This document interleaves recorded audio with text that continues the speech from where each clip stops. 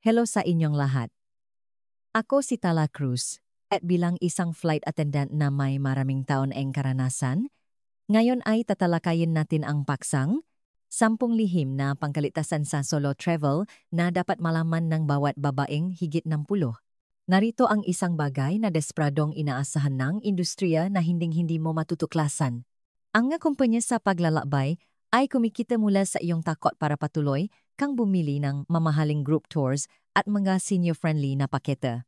Pero heto ang katotohanang hindi nila aminin, ang nga babaeng higit sa 60 ay kabilang sa mga pinakaligtas na solo traveler kapaalam nila ang nga insider secrets na ito. Sa episode ngayon, ibubunya natin ang 10 diskarte na mabibigay daan sa iyong maglakbay ng walang takot habang sinusubukan nilang panatilihin kang depende sa kanilang nga serbisyong sobrang mahal. Pindutin ang like at mag-subscribe. Sirain natin ang kanilang sistema ng makasama. Tip Hason 0. Ang digital fortress na ayaw nilang itayo mo. Kumikita ang travel company mula sa mga serbisyong pang-emergency para sa dokumento na maaring makahalaga ng malaki kapa nawala ang iyong pasaporte sa ibang bansa. Ngunit, mari kang gumawa ng isang matata na backup system nang libre na gagawin kang ganap na independyente. Ang sikreto ay ang pa-emailing. Mga high resolution na kopya ng lahat ng iyong mahahalagang dokumento tulad ng passport, driver's license, at travel insurance sa iyong sarili. Para sa dagdag na seguridad, gumamit ng encrypted cloud storage at isaalang-alang ang paggamit ng 3 makakaibang email account. Sa ganitong paraan, kahit mawala mo ang lahat, ma-access mo ang iyong pagkakakilanlan mula sa anumang internet cafe sa buong mundo. Pro tip: kapag nasa embahada, ang pagsasabi ng I need to initiate emergency document replacement procedures ay maring makatulong na pabilisin ang proseso dahil sanay na ang mga staff sa patikula na kahilingang ito. Tip #9. Ang sistema ng luggage profiling na nagpapahamak sa iyo. Ang paggamit ng mamahalin at may malogo na bagahe ay maaring maging senyales ng kayamanan na posibleng gawin kang target ng magnanakaw. Iwasan ang pagpapakita ng mamahaling gamit para hindi makatawa ng pansin. Ang solusyon: pumili ng bagahe na mukhang simple at gamit na, sa mga neutral na kulay at walang anumang luxury branding. Ang paglalagay ng makukulay na zip ties sa masipa ay isang paraan upang malaman kung pinakialaman ang iyong bag. Pro tip: maaari mong tanungin ang concierge ng hotel, anong class ng bagahe ang karaniwang ginagamit ng bihasang bisita ninyo? Para makaroon ng ideya sa kung ano ang practical at hindi kapansin-pansin. Tip #8. Ang assistance dependency trap. Ang mapaliparan ay obligadong magbigay ng tulong sa pasaherong may kapansanan o reduced mobility. Kabilang dito ang wheelchair service para sa mga nahihirapang maglakad ng malayo. Ang pariralang nababago ng lahat. Kung may maalok ng tulong na hindi mo kailangan, ang magalang na pagsasabi ng ako ay isang bihasang solo traveler at mas gusto kong asikasuhin ang sarili kong nga pangangailangan ay sapat na upang ipahiwatig ang iyong kakayahan. Ang nakatagong katotohanan. Maging tiyak sa iyong pangangailangan. Kung kailangan mong tulong sa pagbuhat ng mabibigat na bagahe, iyon ang partikular na hilingin. Ang pahiling ng senior assistance ay maaring magresulta sa iba't ibang serbisyo depende sa airline, kabilang na ang maagang pegboarding. Tip 2. Ang room assignment scam na nagpapanggap na pangkalitosan. Para sa kaligtasan, inirekomenda na iwasan ang makwarto sa ground floor at makwartong malapit sa emergency exit. Ang makwartong malapit sa elevator ay kadalasang mas maingay dahil sa dami ng taong dumadaan. Insider knowledge. Ang pinakaligtas na mga kwarto ay nasa pagitan ng 3 hanggang 6 na palapak sapat na mataas para maiwasan ang madaling pagnanakaw, ngunit abot kamay pa rin namgahagdan ng bumbero. Ang pagiling ng kwarto sa gitna ng hallway, malayo sa mga elevator at hagdanan, ay karaniwang inirekomenda para sa mas tahimik na pananatili. Pro tip: huwag hayaang sabihin ng malakas ng staff ang numero ng iyong kwarto sa check-in. Ang pahiling na isulat na lang ito ay isang karaniwang kasanayan sa seguridad. Tip #6. Ang Phantom Friends Strategy. Ang pagpapanggap na may kausap sa telepono o mayroong naghihintay sa iyo ay isang kilalang taktika sa kaligtasan.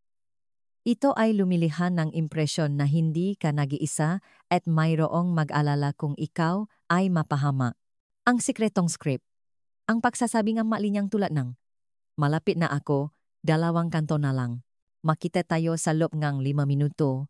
Sa iyong telepono ay napapahiwatig na mayroon kang kasama at may alam sa iyong kinaroroonan. Insider upgrade. Ang paggamit ng Bluetooth earpiece ay maaring gawing mas kapanipaniwala ang iyong pekeng tawag na nagbibigay daan sa iyong sagutin ito kapag nakakaramdam ka ng panganib. Tip Cancelito 5. Ang airport VIP hack na hindi nila ina-advertise.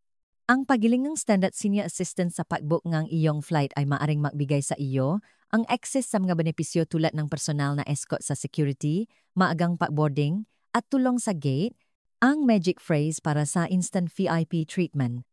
Kapag nagbubook o nagche-check-in, sabihin ang, "Gusto kong i-avail ang standard senior assistance package para sa flight na ito." Tip #4.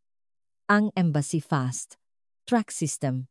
Bagamat naalo ang travel insurance companies na maserbisyo para sa emergency document replacement, ang ambahada at konsulado ay may maumiiral na proseso para dito.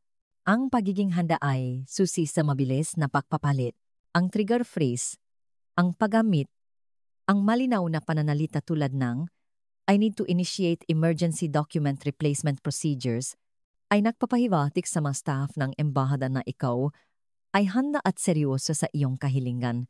Tip 3.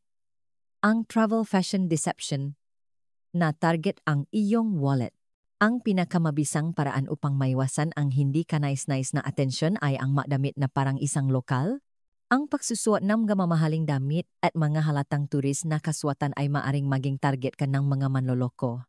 Ang hindi nakikitang sikreto sa kaligtasan. Pagdating mo sa iyong destinasyon, maglaan ng oras upang obserbahan kung paano manamit ang malokal na babae na kaedad mo. Ang pagaya sa kanilang estilo ay tutulong sa iyong maging hindi kapansin-napansin. Iwasan ang madamit na may malalaking logo, mga travel vest, at mga mamahaling kamera na nakasabit sa lig. Tip 4. Ang pananakot sa komunikasyon. Ang iyong smartphone ay mayroon ng built-in na emergency feature na gumagana sa buong mundo ng libre. Maaari kang tumawa sa mga emergency number kahit walang SIM card o mobile service, mag-download ng offline maps, at i-save ang mahahalagang impormasyon. Ang pag-setup. Bago ka umalis, i-enable ang emergency feature sa iyong telepono tulad ng SOS messaging at location sharing. I-download ang mapa nga iyong destinasyon para sa offline na paggamit. Siguraduhin ang iyong ma-emergency contact ay updated. Pro tip, ang universal na emergency phrase na "I need emergency assistance" in English ay karaniwang naunawaan sa maraming bansa. Tip hason, ang independence formula. Ang katotohanang kinatatakutan ng mga travel company ay ito, ang mga solo na babaeng higit sa 60 ay may kakayahang malabay ng ligtas at malaya. Hindi mo kailangan ang kanilang mamahaling mapakete, kundi ang impormasyon na maaari mong makuha ng libre. Ang formula ay simple. Paghahanda plus kumpiyansa plus lokal na kaalaman equals ganap na kalayaan. Ang katotohanan, magsimula sa maliliit na biyahe tulad ng isang overnight trip sa isang kalapit na bayan, sanayin ang mga kasanayang ito, palakasin ang iyong kumpiyansa, at unti-unting palawakin ang iyong mga paglalakbay. Pro tip, mag-isip na parang isang temporary local, hindi isang turista. Ang nga turista ay nangangailangan ng tulong, ang nga lokal ay kumikilos ng may kumpiyansa. Ang 10 estratehiyang, ito ay hindi lang mga safety tips, ito ang iyong pasaporte tungo sa kalayaan. Aling tip ang una mong gagamitin? I-comment mo sa ibaba. Pindutin ang like, mag-subscribe, at i-ring ang bell para sa mas marami pang insider guides. Hanggang sa muli, maglakbay ng mas matalino, hindi mas mahirap, at huwag hayaang ikahon kanila.